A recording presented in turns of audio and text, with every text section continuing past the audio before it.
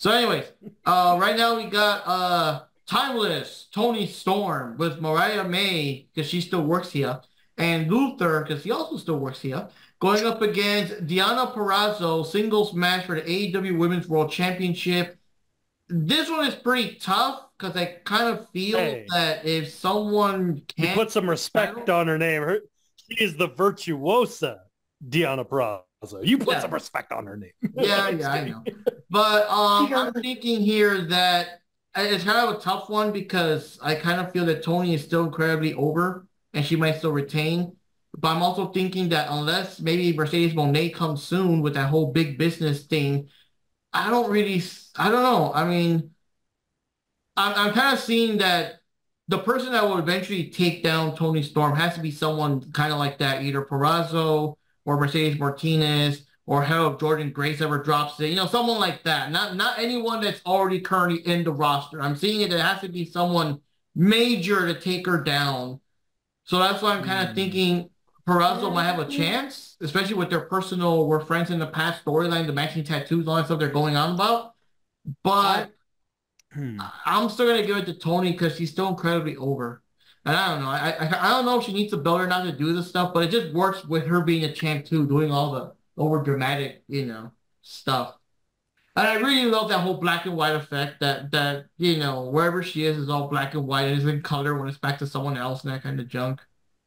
Yeah, I think for this match, I think it's still going to be Tony Storm because it's so, you know, pretty fresh in people's mind, and people still want to see more of the glamour, more of the Hollywood, and the black and white, effect, and her doing all the weird like dramatic poses and all that kind of stuff. So yeah, it's going to be timeless Tony's.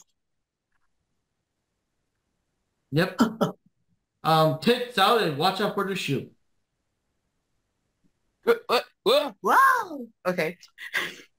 Here's what I'm thinking. Here's what I'm thinking. Okay, so the reason that she became timeless Tony Storm was because she lost before. If she were to lose again, what would she become? Is what I'm thinking. So if Tony wants to continue this character, I think she would actually have to, retain to keep that persona going in this case. Because if she loses again, I just don't see where she would go. I don't know. This is actually one of the other matches I said this will be a tough one to do a prediction for because I could see it going either way. Hmm. You know what? I'm going to be the contrarian. I'm going for Little Miss Virtuosa. How's that? I'll be the I'm contrarian. This is one of the only other matches I am like hyped about. Because it's two of my honestly two of my Stardom girls. I love both of them. They both signed my Stardom poster, which I'm really happy about. Uh, they are two of the most underappreciated wrestlers on the planet. Legitimately, I say that. I'm happy they're finally getting their dues from the mainstream. I mean, granted, Deanna has been busting her fucking ass. Like she has destroyed the women's division in TNA, or in Impact. She was the first two-time knockouts champion. She held both the TNA or the Impact and the AAA Reina de Reinas champion at the championship at the same time, and was doing a double open challenge where whoever wanted to come out could challenge whichever belt they wanted. And she was doing that like week after week after week for like 7 months straight. And she was the first to win the first ever Iron Woman match in Impact. Like the girls legitimately, and I don't say this without hyperbole. When I met her, I told her this. Deanna is the single best female submission wrestler on the planet. And I don't say that with hyperbole. She is so freaking good in that ring when it comes to submission style wrestling. And I am going to go as much as I do love Tony, I'm going to go with Wendy and choose the Virtuosa because I love them both. But a gun to my head, you ask me who's a little bit better, I'm going to go Deanna. But we just have to think about it. What is going through Tony's short-term storytelling mind? I also think about it this way. This is the other thing I'm thinking about it. Back to what you said, Mark. If Deanna makes Tony tap out, and they could make that a shirt, Tony tap out time or something like that, just something like that. She goes like that. Tony could then, now follow me on this. Tony could then start a rivalry, blaming it all on Mariah May. And then they could have a rivalry, build that stuff up for a while, have them have a good fight back and forth because they're also Stardom alumni and just kind of back and forth for that. And then all of a sudden it would lead. I think about it this way. Mercedes Moné is coming. We already know. Mm-hmm. She's more than likely, she's not going to challenge for the TBS belt. She's going to challenge for the women's belt. Who would be a better match for Mercedes? Tony or Mercedes? Tony or Deanna? And Deanna and Mercedes, that is money. That is straight dimes. That is a good freaking match. I think two girls who can take the house down, boots down Tatiana, whatever the hell the slang is. I don't know what the like. I don't know, but that would be a fucking banger of a match. I would love to see it, and I think a lot of wrestling fans would too. That's just my opinion. It's more of like, what is a bigger draw? And I think with Deanna, if Deanna was the AEW Women's Champion, she could do what she did with the Impact Women's Championship and give opportunities to these younger talent and go, hey, come on out. Kind of like what Orange Cassidy did, but actually, competently. I think they could do that. Not have him fight mid-carders. Like have him go, hey, I'll go to Ring of Honor and defend this. I'll go to Stardom and defend this. Like she could actually, seriously, they could do something like that. That would be cool. Imagine, I keep saying this because they don't do anything with it. They have a joint partnership now with CMLL. Okay. They have a joint partnership with CMLL. You know who's in CMLL right now? Who just won their top women's tournament? Tessa Blanchard. Wait, she's back? Oh. Yes, she's in CMLL. Oh, damn. She's in CMLL and she's burning. No, she used to be in TNA. TNA. Oh, okay. Mm-hmm. She was at TNA. She was the first ever woman in any major wrestling promotion to win the world championship. Yep, she took down Brian Cage. Yeah. She took down Sami Callihan and then defended it against Brian Cage and beat Brian Cage clean. And that was a freaking awesome match too.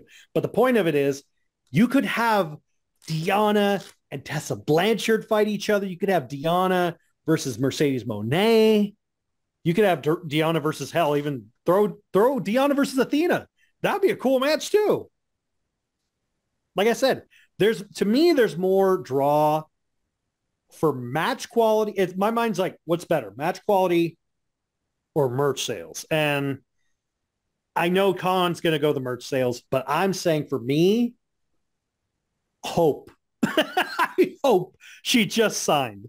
There's no way. Deanna just signed. If they have her lose this easily, it's just another cog in the wheel. And I hope that's not the case. That's just all I'm saying. One thing I'm saying is that they can also do the angle where Mariah May attempts to help Tony, but it ends up costing her, and then that's what starts that rivalry too. Right. You could do something with that. That's what I'm saying. They can juggle more than one, women's storyline at a time. Yeah. Yeah, and then Tony could be like, oh, I didn't lose the AEW women's title. You stole it from me, kind of thing. And then like Mariah's like, I didn't do that. And then they start a feud.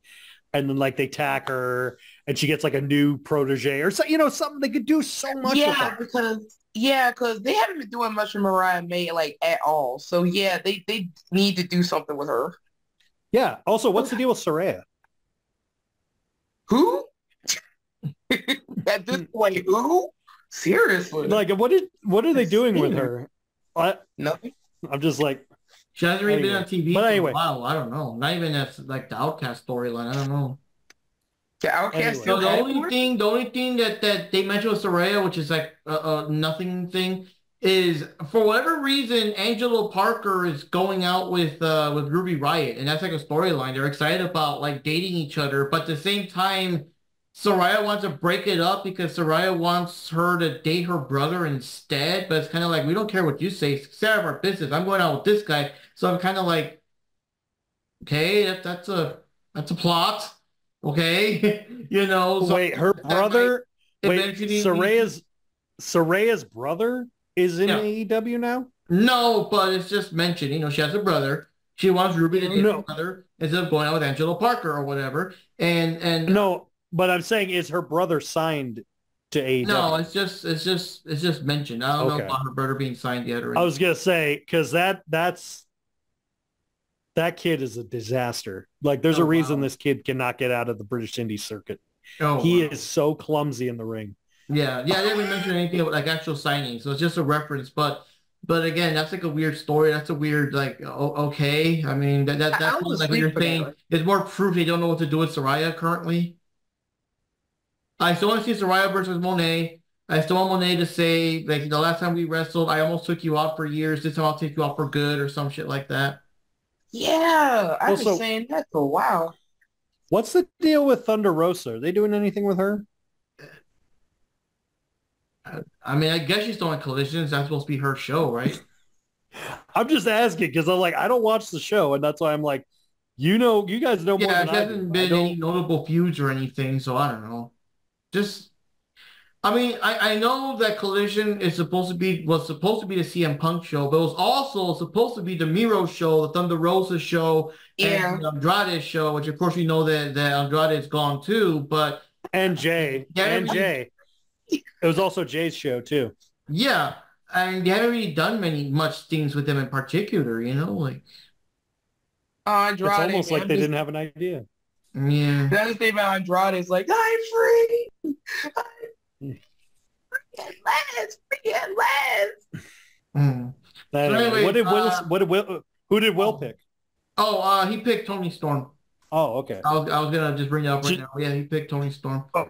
So yeah, it's kind of split. Some of you guys are going for Deanna. Some people are going for Tony. All right, guys. So next match we got here is what was originally going to be a like a regular match for the title for the AEW World Championship, and it became a three-way match. It was Samoa Joe versus Hangman Page and Swerve Strickland, because there was supposed to be a match between those two, between Page and Strickland, to see which one of the two would challenge Samoa Joe. But it was a time limit one. It went to a draw. But instead of the usual thing where it's kind of like, give us 10 more minutes. No, it's like it's a draw and they'll both go against Samoa Joe. And we'll see how it goes there. And of course, as Wendy would like to know, wherever Swerve is, who's there. Oh, yeah. Yep. So anyway. But that's beside the point for this case. This one's pretty tough for me. I just know that, I mean, for better or for worse, it's not going to be Hangman. I think either Samoa's going to retain or Swerve will finally, get some gold. And you know what? I'll take the thing there. I'll say Swerve. I feel my case is too soon for Samoa to drop it because he's a fucking badass. But I think Swerve's time has come to get some gold. I'm just gonna say Joe. I mean, Joe is a beast. Joe has been carrying that damn belt. He's pulled them out of the sludge. He's proved why he's fucking awesome.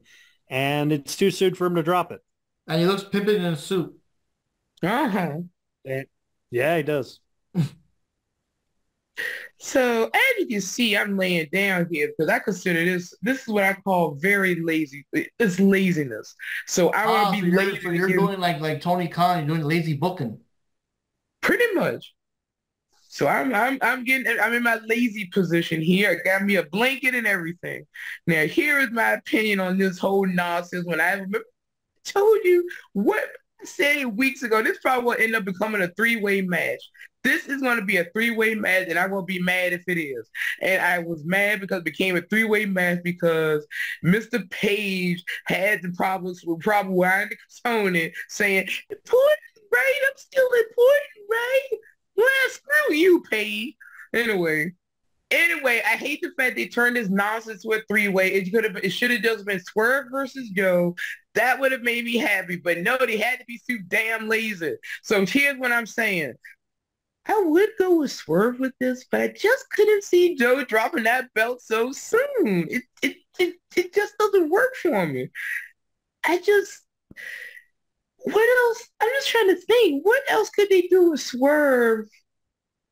I mean, I think he would be cool with that title, but I just can't see Joe dropping it this soon. I'm gonna have to go with Joe with this one. I just can't see it, even though I wouldn't mind seeing Swerve win it. But I just wish it wasn't a three-way match, because then I'd actually be looking more forward to the match if Adam Page wasn't a part of it. And this is my lazy position, and I want to stay in this lazy position for the rest of the night. Hey, Johnny. Yeah, this match is all over the place. Just by adding Adam Page in there. I don't know. I mean, I really want Swerve to win this match, but I still think Samoa Joe is going to be the actual winner of this match. And I don't know what the hell Adam Page is going to do much in the match. I feel like he's just like in the middle. It's just there to be there.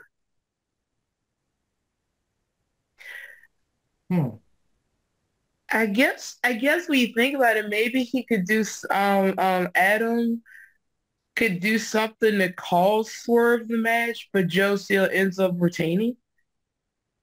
I forgot, Jupes. Who did you go for? Joe. Okay, put that in. Because I just couldn't see him dropping that title so soon, you know? And he is kind of he's pimping it, you know? But maybe Adam Page will end up costing Swerve to lose the match, but or something happens where it is Adam Page's fault and Joe still retains.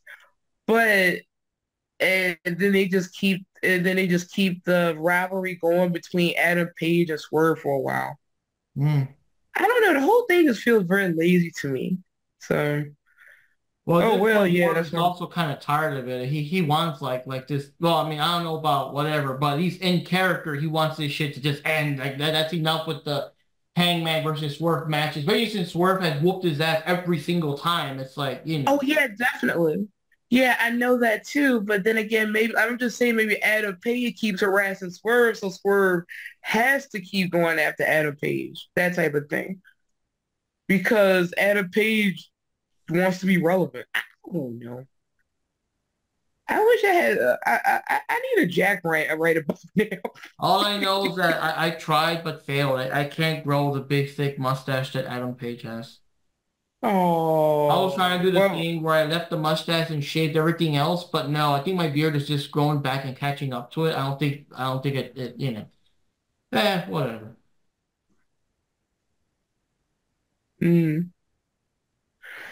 What about William? Who did he choose? Yeah, who did Will let me choose? just throw that real quick. Hold on. I believe he went for Swerve. Let me just double check real quick. Because I also think he went for Swerve. I have a reason why I also think it's going to be Joe, and that will lead into the next match. And I'll get to that when we get to the next match. So okay, so it's up to you, Johnny. He said Joe. He already said Joe. Oh wow. I already said Joe. I'm so busy looking up everyone else's things here. Wow, so we got a good mix between Swerve and Joey. Ain't no one going for Hangman Page. It's like, feels bad, man. Because fuck Hangman. Oh my god. I'm sorry. But the cowboy shit, I agree with you. I agree with Jack on that one.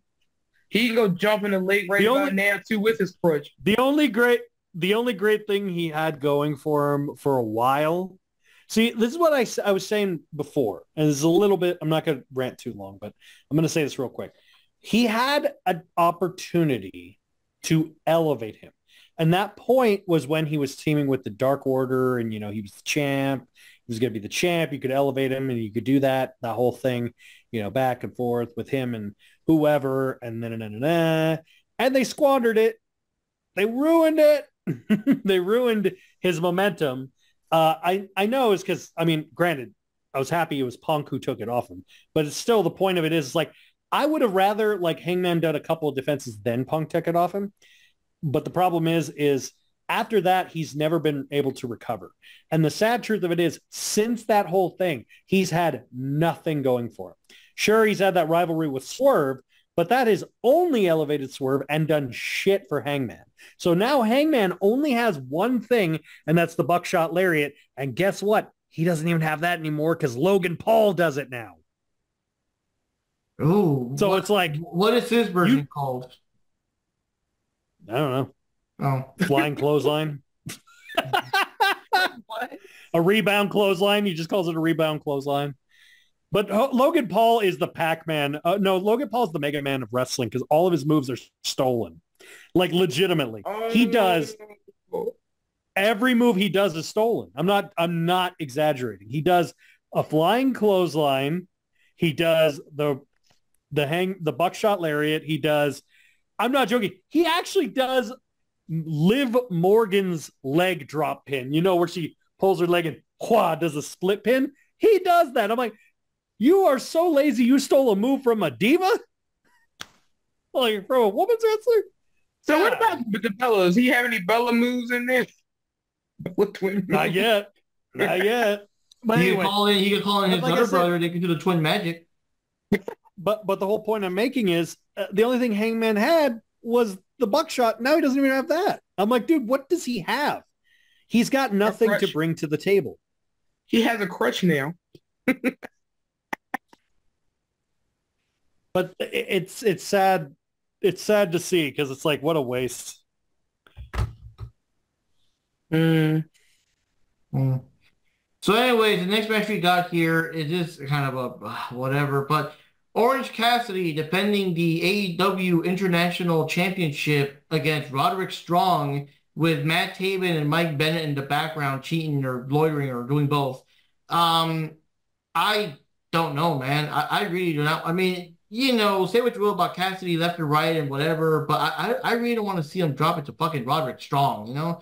I know the numbers game, but hopefully Cassidy will have the best friends and then kind of run into to keep those two fuckers out of things. But I don't know. Roderick Strong, I mean, the whole thing is MJF being injured just ruined the whole angle because like their little team with the Devil and Cole being injured and all these things. And like you said, it does nothing for Wardlow either because Wardlow's now just another stooge and another faction. And Taven and Bennett are just, I mean, and they're there too kind of thing. They're not really, I don't know. I mean, the whole Devil reveal really fell apart because they lost focus. The whole thing was to like screw over MJF and I mean, well, I guess they did screw him over, but he's not supposed to be injured and gone. The storyline can't progress without him. Now they're just going after random people just because. No, whatever. And they're going after the top. They're going after the top prizes,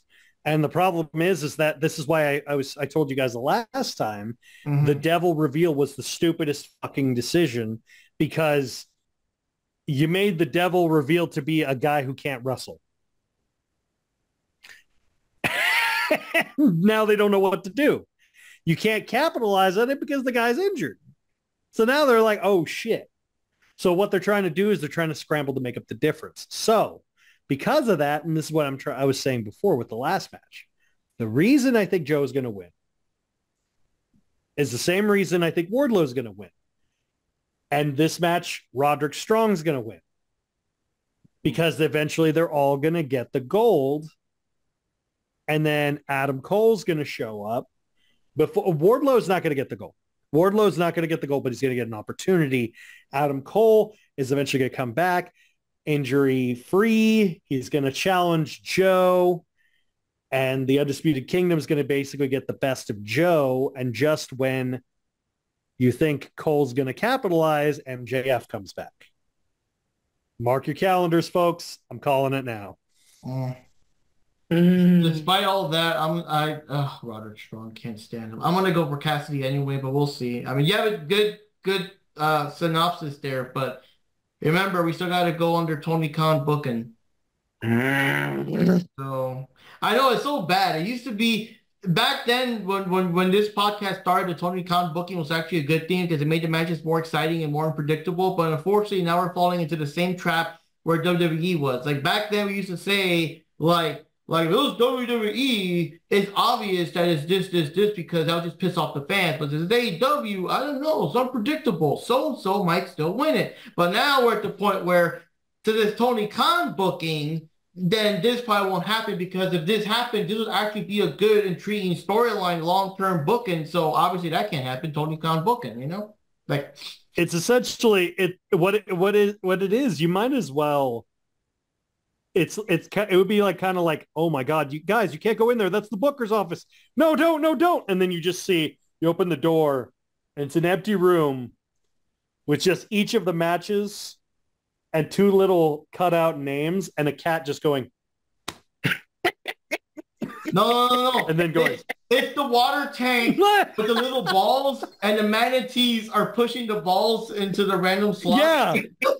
But that's essentially what it is. It's literally just like, but I really do imagine, tell me you can't imagine Tony Khan, like, Booker of the Year, and just cut to the door. It's like, well, you can't meet him. You can't interview him. It's just a cat just going. And then it's like, all right, that's the one. Thank you, Mr. Meowskers. Let's go. It's a bunch of random like plastic cups of the names, and whichever one the cat knocks down first, that's the one. Yeah, exactly. It's just like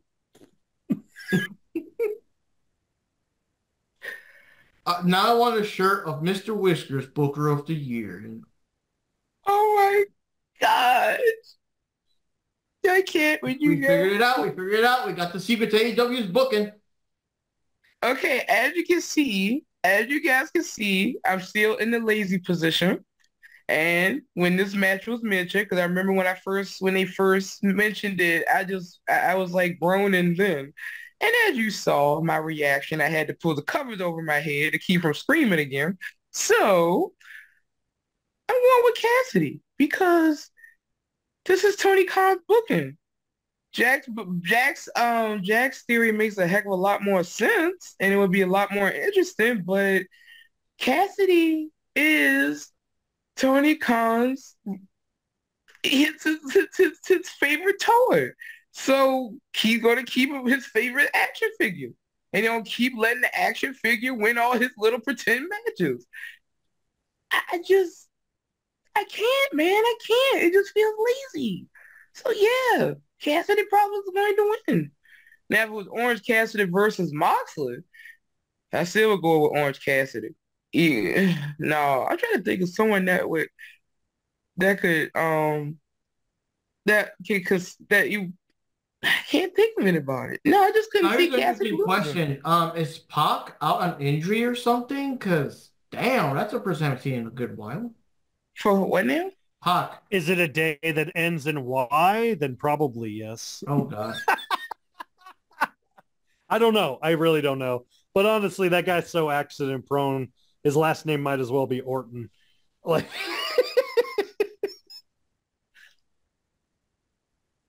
Okay, your thoughts, Johnny? Yeah. Okay, for this one, I'm like kind of like what everybody else says because honestly, I'm not really.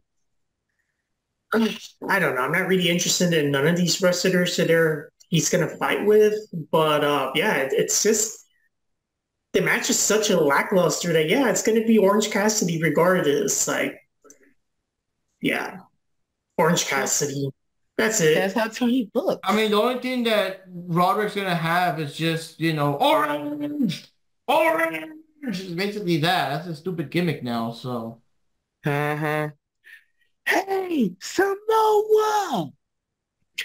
It's a shame. Man. And Ninja Panda also went for Cassidy. So the only one that is immune to the Tony Khan booking is Jack Knives. So we'll see what happens there. That's because that is hope. That is hope, and I like that, and I hope we are all wrong. But I just couldn't see it. So now we have this is kind of interesting. Jack might have to help me out with this one because I don't get the thing. It's a tornado tag team match, which I always thought had to have 3 teams, only got 2. It's a tag team match for the AEW World Tag Team Championship, which will also double as Sting's retirement match. It's going to be Sting and Darby Allin with Ric Flair, with the big old bucket of woo wings and woo energy and all that, going up against the Young Bucks, Matthew Jackson and Nicholas Jackson, because now they're the MVPs now and all that kind of crap. So storyline wise, of course, Sting's gonna retire and blah blah blah blah. They actually had a match against what was it? It was Big. I forgot what Big Cass's name. Will, right? Will something. I don't know. Whatever. Big Bill and Starks, was it? Ricky Starks? So they beat them, became tag team champions, which was a hell of a surprise because, they weren't supposed to, you don't expect Sting to have toy a title this late into the I keep calling them Toy Truck and Pebble because Big Bill is a knockoff Diesel and Ricky Starks is a knockoff Rock. So I'm just calling him Toy Truck and Pebble. So fuck it. So anyway, the Young Bucks came back with a new gimmick, looking all serious, whatever, looking all serious and I guess acting more like EVPs, but EVP jackasses or whatever. And they challenged Sting and Darby. They've attacked him a couple of times. The last episode had the little thing where Ric Flair showed up, kind of disappointed that he wasn't a bigger part of this. He was supposed to be, following Sting around more, and he's seen suspiciously going into the Young Bucks office. So the last episode, the Young Bucks attack Sting and Darby again, and when they're supposed to get I guess Ric Flair to join in, Ric Flair attacks the Young Bucks instead. The Young Bucks attack Flair, so no wings for you, Sonnies, and whatever. And yeah, so now it brings us here. So what I want to ask is that you forgot about the Raptor spot. Tag team match different from the regular tag team match? I always thought you needed 3 tag teams for this. No, you're thinking of a trio. You're thinking of a trios tag. No, a tornado just means there's no tag. So it's literally just like no tags necessary. Everyone's in the ring. Oh, God. Oh. But then how's that with being a tag team match to kind of because Sting trying to up their age and have Darby do most of the stuff. They're both it's basically a tornado tag team hardcore match, basically. It's a hardcore match with two teams. So that way they don't have to tag each other in and out and in and out. Because also it wouldn't work as a hardcore match if it's a tagging in, tagging out. I mean, unless it was like a tables match, but even still, it's just I think they're doing it because it's hey, it's Sting's last match. The Bucks forced their fucking way in. And this way, Sting can rely on weapons and not have to exert himself, I think. I don't know. I'm trying to find the reasoning here, but honestly, here's the thing. You have to, if you want to pick between 2 options, because this is how the show is going to end. Either it's going to end with the crowd angry at the Bucks and Sting having been defeated and everyone's chanting, "Thank you, Sting," or Sting and Darby retaining and then everyone cheering and then end of show. So really it's kind of goes down to not what do you want to happen, what do you think will happen? And because of that, unfortunately, I have to choose the Bucks. Especially because they kind of gave it away because they already said that last Dynamite was Sting's final Dynamite. So if it's his final Dynamite, even if he won, he couldn't come back and retain the belt or give up the belt. So that's my theory anyway. I don't know. But unless Darby came in by himself and can you just I guess drop the belt and do another, of Tony Khan's 10,000 tournaments? No, he's absolutely retiring. So I just I think, yeah, they could do that too. It's more of they could do that. But the thing of it is it's as simple as that. What do you think more likely will happen as opposed to what do you want? Hmm. Like you guys have said, lazy. It's lazy. Yeah, that's why I'm still laying down. Mm. Douche. I think It's a tough one. I still want to go for Sting, and by the way, When Ninja in Panda doubt, also went for choose the Sting, cat. but it's just how do When you in doubt, tarnish choose that? the How do you cat. tarnish like his last match? Like the thing is, like on one side, it is a good question, like who exactly do you book for Sting's final match? Or but the other side, the answer should really not be the Young Bucks. The Young Bucks should have nothing to do with this shit. Mhm. In fact, I think the whole tag team thing, the titles was probably just thrown in there to better justify why a tag team would go after a one dude. Well, first of all, I will tell you, the answer was in front of us the whole time. How they should have booked Sting's final match was one-on-one in a singles match against Darby. That's what everyone was talking. That's what they should have done. That's what they should have done, because in reality, it would have been a passing of the torch. It would have made more sense. Because the whole point of Sting with Darby was Sting was shadowing Darby to become the new Sting. That's at least in part what everyone came to the realization of. But that never came to fruition. And it would have made sense for Sting to be like, okay, to prove you are worthy to be the new me, you need to beat me. It's the same old song and dance. And let's be honest, it would have been more satisfying, and it would have added to Darby's career, and it would have been a great send-off to Sting to lose to a guy who's his friend clean, one-on-one. And hell, you could have really played into it and had, honestly, think about this. Think of how crazy this would have been. If me booking it, this is what I would have done. You could have had a whole line of dialogue about Sting saying, Darby reminded myself of a young Sting when I first started. He wasn't as big as me, but he's got a lot of heart like I did. Like I see a lot of people tell me I did, and like I doubted myself, but he never, things like that. And like, but then like kind of just dig into that. It's like, you need to, it's like, you want to be like me. You really want to be like me. And then like smack the shit out of me. Like, stop being reckless. Stop it. Start being focused. It's like, you want to last as long as I did in this industry. You stop being reckless. You stop being stupid. And he could actually done into that. And then this is how you book the match between, it's like, I want you to be my final match. But if I beat you, you can never step foot in a ring. Do a kind of Shawn versus Ric Flair kind of thing. That's what I was thinking. That is what I was going to bring up. But go ahead. Yeah, but to add one last little note to it, no one would see it coming. Have Darby come out, but his face paint isn't his normal face paint. It's Sting's surfer face paint. Oh. But like kind of like a black version of the black version of the Surfer Sting paint. And then just have that image of Surfer Sting, young Surfer Sting versus old Sting, like kind of that image alone, dude, dimes right there. Fucking posters could be made of that. That would be a money-making match.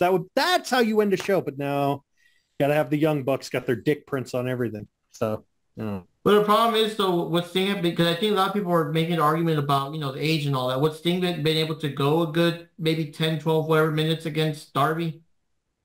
They probably could have. Yeah. They could have found a way around that. Yeah. You know? Because he's still in good shape. You could have. I would hazard. I know Sting is in good enough shape to last at least a good 10 to 12 minutes. That's not a problem. I think he could last that, because if Sting is diving outside of the ring at his age and he's diving off a scaffolding, I'm pretty sure he can go for 12 fucking minutes. Like I'm pretty sure at this point. it's kind of like the same thing with like, and also like you could even have, like I said, you could make it a no DQ match. You could even go into the whole, you could call it like a do or die match. Because it's like do or die. You could call it like a do or die farewell match.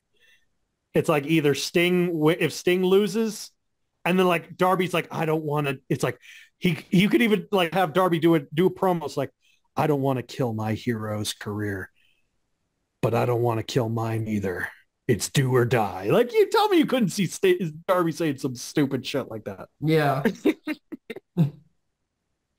And then you could be like, do or die, 2024. And then like have coffin shirts and then be like, oh my God, he hit Sting with a coffin drop. Is this the death of Sting? And then have Sting kick out and like, oh my God. I mean, it makes itself, it writes itself because look, coffin drop, Scorpion death drop. It's right fucking there. Like, I think the main issue with that one is I want that somewhere during the match, Darby would somehow trap Sting in a cage and RoboCop shows up to get him out. Anyway, I would say the only main issue with this is that Sting apparently wanted to work with the Bucks. I think he must get his head examined. He is getting old. Is that true? That he really wanted to do something with the Bucks? I haven't heard anything like that.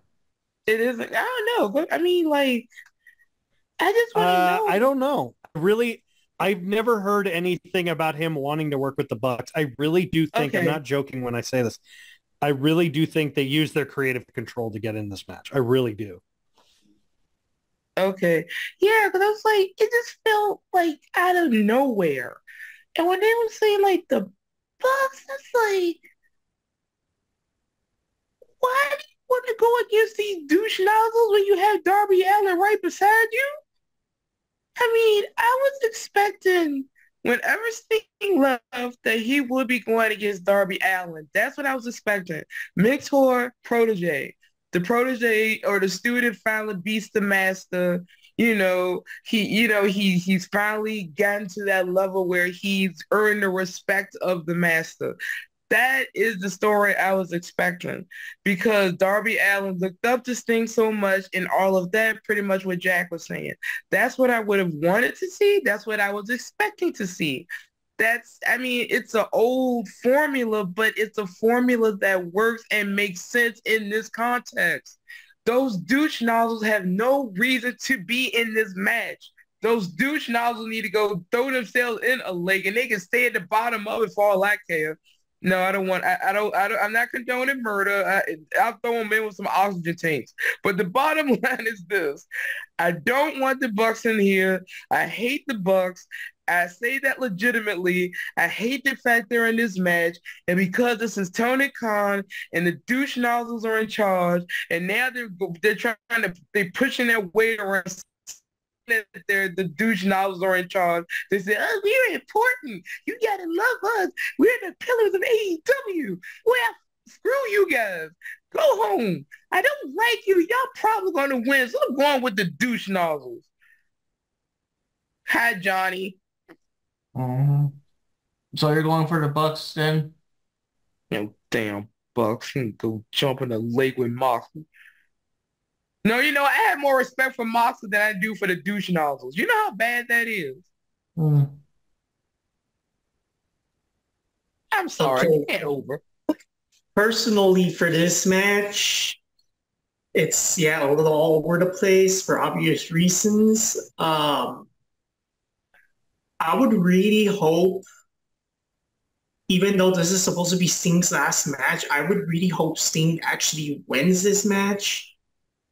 Just for the fact that they make such a big deal that this is Sting's last match, and this whole thing, right? And it'd be nice for him to win the match because he's like the most popular, most famous wrestler in the world, and he definitely will leave a very good legacy in the world of wrestling. So I really hope Sting wins this match. Also because it would be very embarrassing that he would lose against the Young Bucks. Like, come on, the Young Bucks really, like, they're nowhere near. I mean, I know Sting, you know, we're talking about his age and all that, but it's still like, even Young Bucks are not the. I don't know why they even put them there. They have no business being in this match at all, to be honest. It's like even if they're doing this whole like tag team routes with Sting and Darby Allin as a tag team, they could have fought any other better tag team teammates. Anybody would have been better than the Young Bucks. Like, this makes no sense how they're promoting the idea that this is Sting's like retirement match. And who are the people he's fighting with? The Young Bucks. Come on now. Like, it's just I don't know, guys. It's just stupid. It's a stupid way to end if this is gonna be like the main event in the pay-per-view, it's gonna be a stupid way to end the pay-per-view because it's just Young Bucks. And it just shows it just shows how messed up AEW is, with their favoritism BS, they have their freaking Young Bucks, One is guys. Huh? There should be a spot where Sting is very worn out and during the match and stuff, and Ric Flair gives him a can of woo energy and it helps him get back up at the end of the match. But yeah, this could have been a good match, but it should have been versus a better tag team. Yeah. Not the Young Bucks. Honestly, let's be honest here and tell me, really, would anyone be against this? Now, hear me out on this. This whole thing with like Darby and Sting having to defend their tag team. Let's say they had to defend their tag team belts. Wouldn't it be better? Because it would kind of also be a throwback. Wouldn't it have been better to have them fight FTR? I mean, because realistically, FTR are as close to an old school style tag team. You see, I can see FTR. Yeah. I can see them fighting versus FTR, and I think they're both like,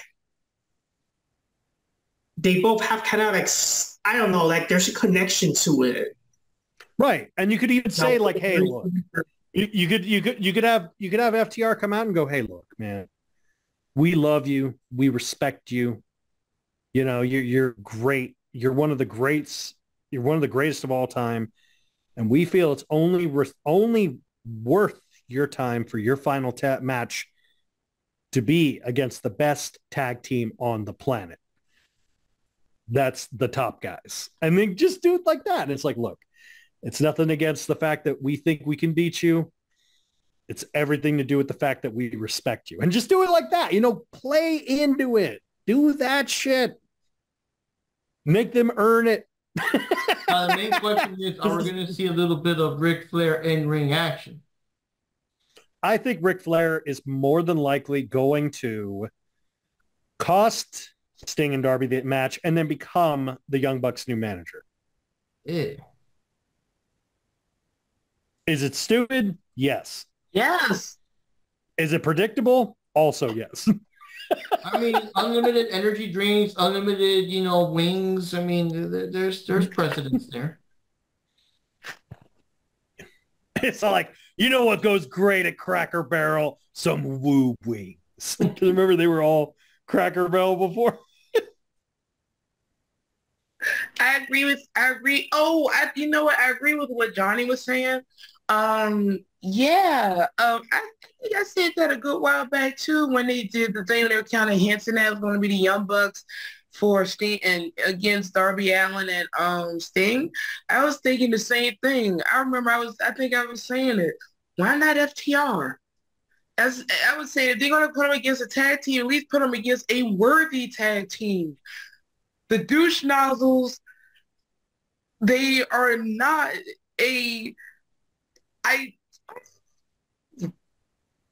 yes, FTR would have been a way, way, way better choice. At least they have actual talent. The douche nozzles don't have nothing. Just that they held, they were just around with AEW at the beginning. I mean, Lord. Ugh. Oh, sorry, guys. I mean, partial rant over. But yeah, honestly, I mean, this is the reason why, maybe this is why AEW like events like half like their arenas are not that full for that reason, because they do stupid shit like this like all the time. Like they do horrible bookings. There's so many wrestlers that have so many potential. They don't use them at all. They just save them up for a pay-per-view or two, and then they're forgotten. And then you have stupid shit like this match. Yeah.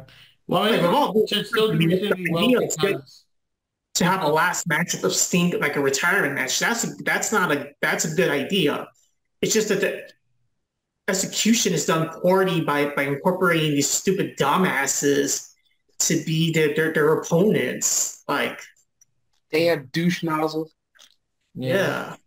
I mean, I figured it would still make decent money, decent seats, because, it's a part of history. Everyone wants to, see Flair's.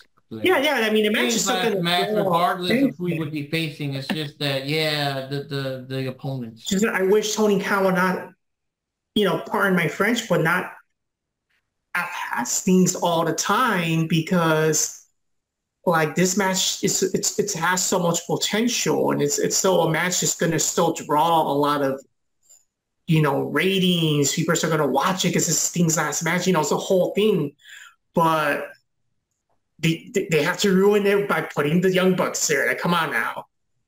That's what I don't like. There's no real reason for them to be there other than they got their name on the company. Yeah. Pretty much it. The Ricky Rock used to say, is their name on the door? Look, and honestly, I mean, because Young Bucks have fought before in other pay-per-views, so they want the Young Bucks that bad, just put them in another match, but don't put it in this one, please. Yeah. Not this one. Yeah. So Johnny, who are you choosing? Let me just make sure I got the right. Oh, I was choosing Sting because I was thinking that they made such a big deal of this to be a retirement match. Yeah. Great. I mean, it's, Sting's going to retire, but he may as well win the last match, like. Yeah. The thing is, like I said, Jack's booking makes more sense, but if we go by the Tony Khan booking, I think they're going to retain, and then they'll just, I don't know, respectfully drop the titles or whatever and do another tournament for it, because that's the Tony Khan way. I mean, it sounds dumb or whatever, but it's the Tony Khan way. It's going to be crap either way. No matter they never should have won the title. The tag title should never have been a factor. That's the part that kind of got me too. I was like, when they won it, I'm like, what? Like on one side, I don't really care about Starks and Bill being champs for that long, but still, just it wouldn't make sense for Sting to retain it if Sting is legitimately leaving. And since they made such a big deal about him actually leaving, it wouldn't make sense for him to win. But like I said, it would have made sense for him to lose against someone like Darby Allin and not the Young Bucks. Yeah, there's another thing. The tag belts should have never been involved. With Darby wanting to be tag team champs one more time, and I'm thinking, like, the fuck y'all talking about? Because he's going to retire. with all the tickets and whatever, you're not going to backtrack and say, you know what, I got one more. Like, no, I don't. It's, what's funny? You know what's funny, Mark? You said the same thing earlier. You made a comment, which is, it kind of plays a factor here too. When we were talking about the Kingston Danielson match, remember you said, well, yeah, but Danielson doesn't need the titles. And you're 100% right. Same thing here. Sting doesn't need the fucking title. There was no reason to give them a title shot. There was no reason. There's no reason to give him the belts. It doesn't make any sense. Like, he's out the door. Like, you know, he's out the door. So why? Like, what's the point? You know, I'm like, I don't follow the reasoning for it, because it's like, is it so you could, I, I stopped trying to find logic in his dumbass. Yeah, but the thing is, on one side, like, it should have been like some kind of triple tag match or some other bullshit. I don't know. A match where the title is on the line, because the thing is, on one side, like, you know, you can't have Sting because, you know, Sting's on his way to this pay-per-view. You can't have him, like, lose to fucking Big Bill and Starks. You know, he's losing matches where he gets there, whatever. I don't know.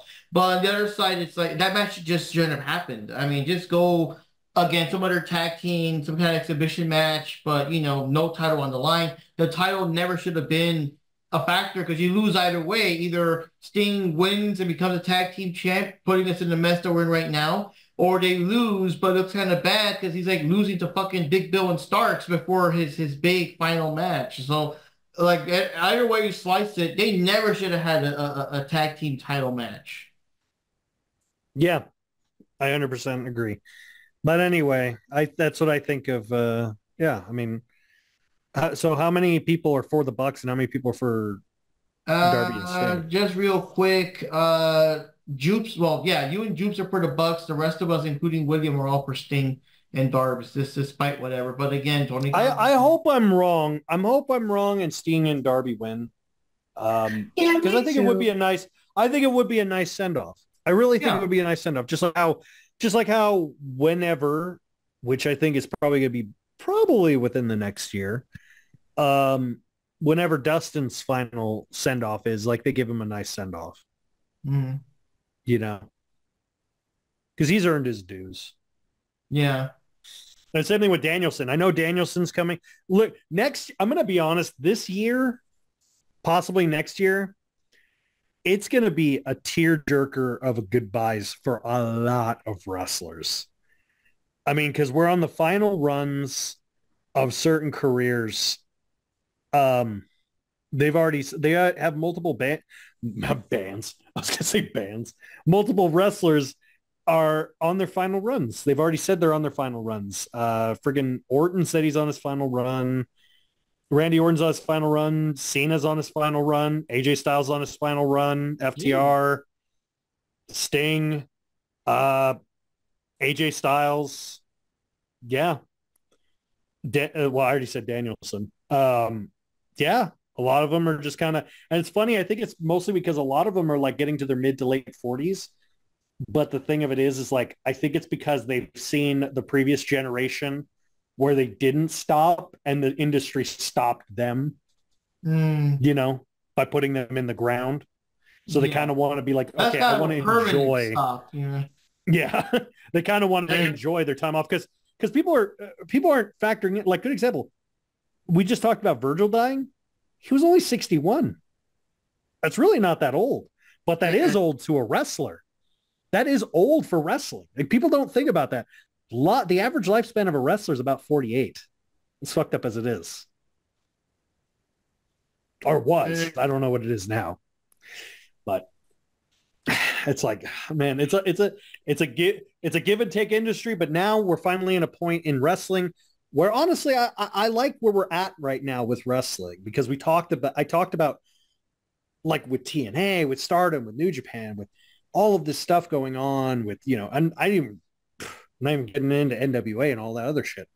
It really does feel like, even with WWE, it feels like the Wild West of wrestling. It feels like that. I can feel a global shift of wrestling to where it's becoming a point where, you know, for a long time, it was either WWE or nothing.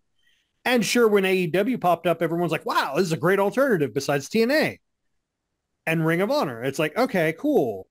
But now it's like, oh, no, like there's more companies are more inviting. More companies are interested. More companies are expandable. And I like that they're doing that, because it's like, it's allowing more options for these wrestlers, and they're giving them their dues and giving them, you know, hey, let's give you, want a lenient schedule, you want to work harder, you know, you've got to work around it. And it's cool. I like that they're doing that. Yeah. Yeah. Well, we'll see how it That's just goes. my thoughts. Yeah. We'll see how it goes. It's gonna be interesting to kind of, cover all that when we get there. But yeah, I think wraps up for this episode. I did check the Wikipedia a couple of times. By now, Rampage has been over for an hour or so, and nothing new. We still got Collision tomorrow. There's a possibility of more matches. I mean, I don't know. We'll be probably too busy to do like the little videos. Sometimes we do last minute videos because we're all busy with our jobs and things. But yeah, we won't count any matches announced in Collision. There's usually about 10 or 12 matches, so I'm assuming that there's got to be 2 or 3 for the kickoff show or the buy-in or whatever you want to call it, the 0 hour or whatever. But well, we'll see. So anyways, guys, this is America's #1 cure for insomnia, the Diamond Cutter Wrestling Podcast. Stay tuned for our review of, the match afterwards, the AEW Revolution. This is Mark Rodriguez signing off here. Jack Knives from Jack Knives Reviews signing out. This is Wendy, also known as Jupi Channel Ninja Jupi. And yes, I still want the douche nozzle to get punched in the face or kicked by Takeshita. I have no idea why I said that. Or maybe they just high kick each other in the face. But let's turn this over to the one, the only, the man of the hour, the man with the power, Johnny. This is Rodriguez. See you next time, guys. Hey guys, just a quick little bonus part here. Mark Rodriguez once again, and you know who's there with me? Hi guys. Yep. So we got 2 extra matches here that were added sometime during the day. The 2 0-hour matches for the AEW Revolution. Collision's already been over for an hour or so, and so far there's been like no new matches announced, I guess. So I don't know. It's like a total 11 matches. The uneven number kind of bugs me, but I guess there's nothing added. I'll refresh it one last time, but I don't think there's anything else. But we're going to go over our thoughts real quick on the next 2 matches. Let me just scroll down here.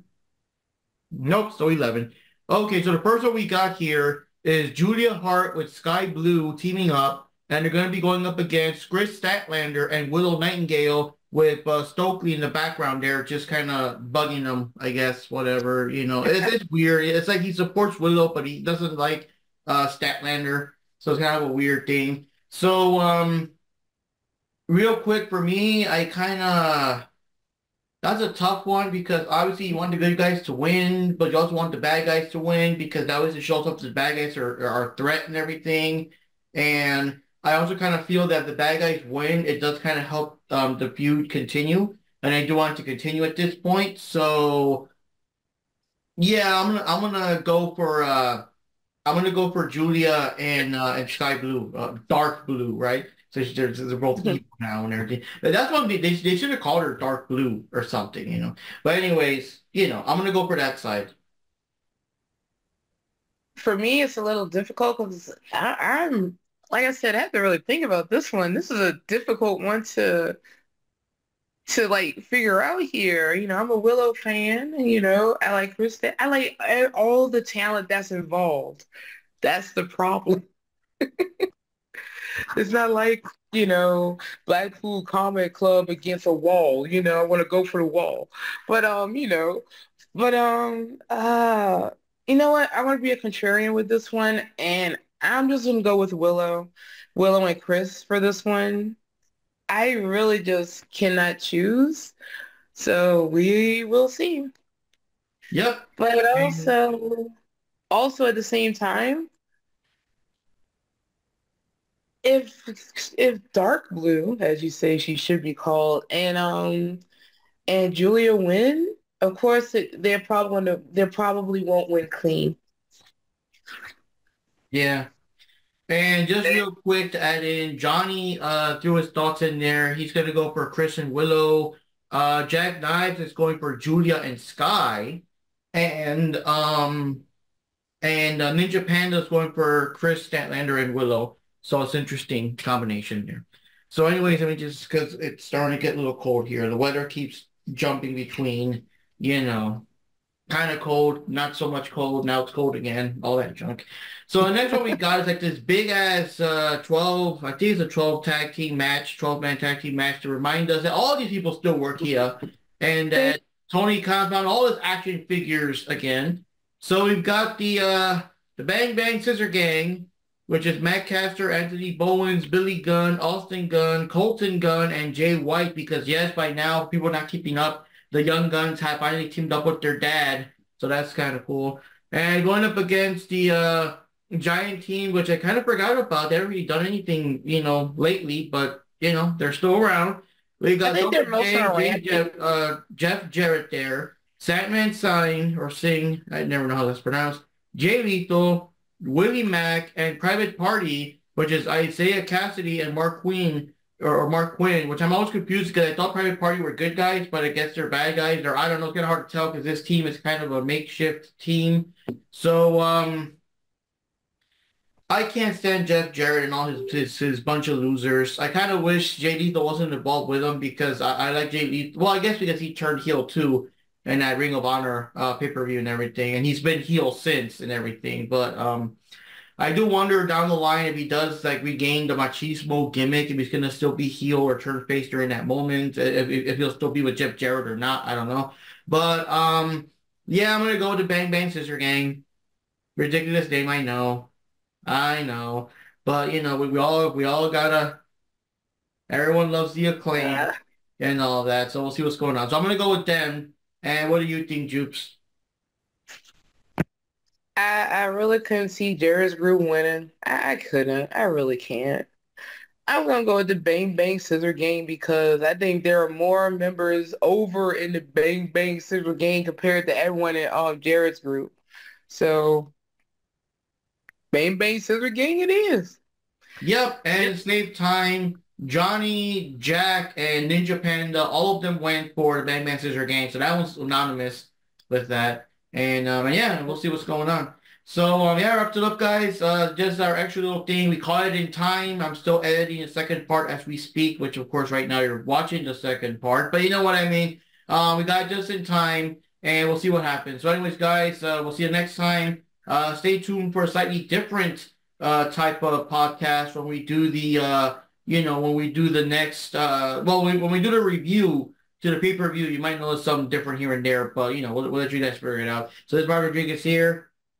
And this is Wendy, also known as Ninja Jupi or Jupi Chan, whatever you want to call me.